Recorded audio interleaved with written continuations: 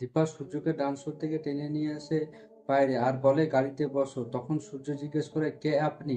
তখন দীপা বলে আগে গাড়িতে চাপুন, তারপর বলছি আমি কে। আর এদিকে কুন্তলা চোখে পড়ে গেছে কি সূর্য নেই। তাই উর্মির কাছে যায় আর উর্মিকে বলে সূর্যকে আমি দেখতে পাচ্ছি না।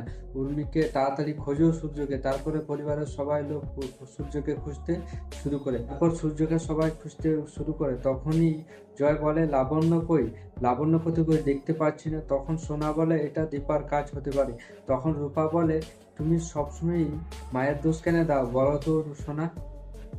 তখনই জয় বলে কি বৌদিদি যদি নিয়ে গেছে বাড়ি তাহলে নিশ্চয়ই বাড়ি নিয়ে গেছে, চলো বাড়ি। তারপর সবাই বাড়ি চলে আসে আর লাবণ্য ওইখানে বন্ধ হয়ে থেকে যায় রুমে। আরেকদিকে সূর্য দীপাকে বলে তাহলে তুমিই দীপা, তোমারই কথা আমি বারবার ভুলে যাই, তুমি বারবার আমার মাথা থেকে বেরিয়ে যাও কেন বলো তো দীপা। তখনই দীপা বলে সব কিছু ঠিক হয়ে যাবে, আপনি চুপ করে বসুন তো।